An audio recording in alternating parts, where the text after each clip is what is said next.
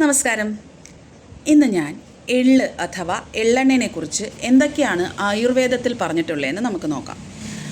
എള്ള് അഥവാ എള്ളെണ്ണ ആയുർവേദത്തിൽ വളരെയധികമായി ഉപയോഗിക്കുന്ന ഒരു സാധനമാണ്. ശരിക്കും പറഞ്ഞാൽ ഒരു 40% ആയുർവേദിക് ഫോർമുലേഷൻസ് എക്സിസ്റ്റ് ആവില്ല എള്ള് എന്ന് പറഞ്ഞ സാധനം ഇല്ലെങ്കിൽ. എള്ള് പല രീതിയിലും ആയുർവേദ ഫോർമുലേഷൻസിനും പ്രോഡക്ട്സിനൊക്കെ ഉപയോഗിക്കാറുണ്ട്, മെഡിസിൻസിനും ഉപയോഗിക്കാറുണ്ട്. അത് എണ്ണ രൂപത്തിൽ, പേസ്റ്റ് രൂപത്തിൽ, സമൂലം കൂടിയും നമ്മൾ ആയുർവേദത്തിൽ ഉപയോഗിക്കാറുണ്ട്. എള്ള് സമൂലമായി എടുത്തു കഴിഞ്ഞാൽ അത് നമ്മൾ തിലക്ഷാരം എന്ന് പറഞ്ഞൊരു മരുന്നുണ്ടാക്കാറുണ്ട്. അതിനു വേണ്ടിയാണ് എള്ള് സമൂലമായിട്ട് എടുക്കുന്നത്. ഇനി എള്ള് കഴിച്ചു കഴിഞ്ഞാൽ, ഉള്ളിലോട്ട് കഴിച്ചു കഴിഞ്ഞാൽ എന്താണ് നമുക്ക് ഉണ്ടാവുന്ന ബെനിഫിറ്റ്സ്? ഒന്ന്, എള്ള് വിറ്റാമിൻ ഇ റിച്ചാണ്. അതുകൊണ്ട് തന്നെ എള്ള് കഴിക്കുമ്പോൾ നമുക്ക് നാച്ചുറൽ ആൻറ്റി ഓക്സിഡൻ്റ് ആയിട്ടാണ് അത് പ്രവർത്തിക്കുക. അതേപോലെ vitamin K, vitamin B6, iron, calcium എന്നെല്ലാം ഉള്ള വിറ്റാമിൻസ് അടങ്ങിയിട്ടുള്ള ഒരു ദിവ്യ ഔഷധമാണ് എള്ള്.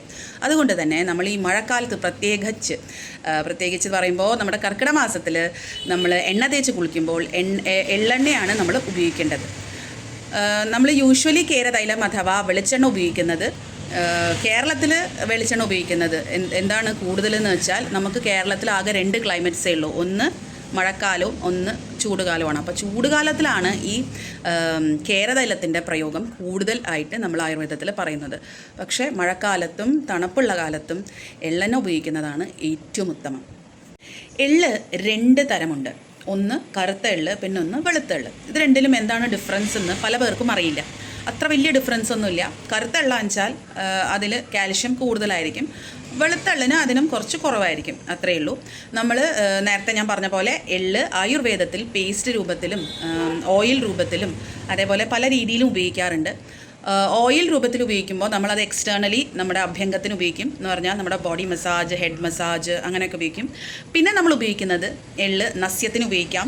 എള്ള് എണ്ണയാട്ടോ ഞാൻ പറയുന്നത്. നസ്യത്തിന് ഉപയോഗിക്കാം. ഗുദമാർഗത്തിൽ കൂടെ റെക്റ്റൽ ഇൻഫ്യൂഷനിൽ നമ്മൾ ചെയ്യുന്നത് വസ്തി എന്ന് പറഞ്ഞ പ്രൊസീജിയറിന് എള്ള് ഉപയോഗിക്കാറുണ്ട്, എള്ളെണ്ണ ഉപയോഗിക്കാറുണ്ട്.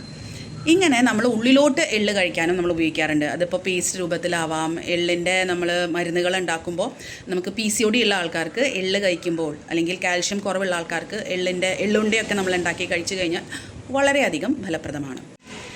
ഇന്നത്തെ വീഡിയോയിൽ എള്ളിനെക്കുറിച്ചൊക്കെ നിറയെ അറിഞ്ഞു അല്ലേ?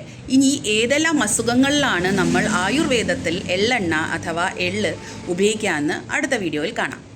ബൈ.